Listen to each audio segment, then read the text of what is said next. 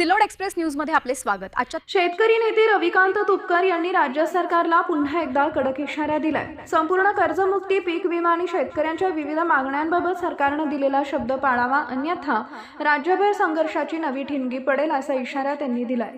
प्रतिनिधी सय्यद इरफान। अन्नत्याग आंदोलनामुळे प्रकृती खालावल्याने सध्या छत्रपती संभाजीनगर येथील रुग्णालयात त्यांच्यावर उपचार सुरू आहेत। रुग्णालयाच्या खाटेवरून माध्यमांशी संवाद साधताना तुपकर म्हणाले की सरकारने कर्जमाफीच्या निकषांबाबत सकारात्मक निर्णय घ्यावा, अन्यथा महाराष्ट्रातील शेतकरी पुन्हा रस्त्यावर उतरतील।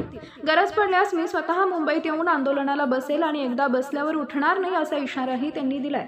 सरकारने दिलेला शब्द पाळावा, अन्यथा निर्माण होणाऱ्या परिस्थितीची संपूर्ण जबाबदारी राज्य सरकारची असेल असं तुपकर यांनी स्पष्ट केलंय। शेतकऱ्यांच्या सरसकट कर्जमुक्तीसाठी व घोषित झालेल्या कर्जमाफी योजनेतील जाचक निकष आणि अटी काढून टाकण्यासाठी, त्याचबरोबरीनं 2024-25चा हक्काचा पीक विमा मिळण्यासाठी, पीक कर्ज, डीएपी व युरिया खताचा तुटवडा, लिंकिंग बंद व्हावं, यासह अन्य मागण्या घेऊन मी 15 जूनपासून बुलढाण्यामध्ये बेमुदत अन्नत्याग आंदोलनाला बसलो होतो। 5 दिवस महाराष्ट्रातला शेतकरी मोठ्या संख्येनं रस्त्यावर उतरला होता आणि तब्बल 5 दिवसानंतर महाराष्ट्राच्या मुख्यमंत्र्यांच्या वतीनं जलसंपदा मंत्री गिरीश भाऊ महाजन उपोषणस्थळी आले आणि त्यांनी आम्हाला आश्वस्त केलं की सुट्ट्या संपल्यानंतरचे 5-6 दिवस जे पुढचे असतील त्या दिवसांमध्ये आम्ही मुख्यमंत्र्यांबरोबर तुमची विस्तृत अशी चर्चा घडवून आणतो, तुम्ही तुमची भूमिका मांडा शेतकऱ्यांच्या वतीनं आणि सकारात्मक बदल त्या कर्जमाफी योजनेमध्ये आपण करू, हा शब्द त्यांनी दिला। सरकारने दिलेला शब्द पाळावा अशी आमची अपेक्षा आहे।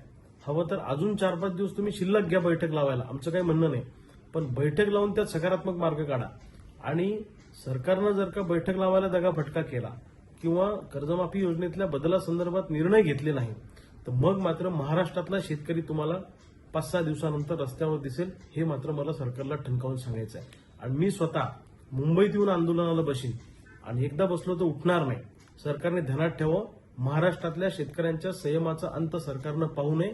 शेतकरी जर का खवळला तर यांना रस्त्यावर फिरणं सुद्धा मुश्किल होईल। आता शेतकऱ्यांना आम्ही आवरणार नाही। शेतकऱ्यांच्या संयमाचा बांध तुटला तर जे काही महाराष्ट्रात घडेल त्याची पूर्ण जबाबदारी ही सरकारची असेल।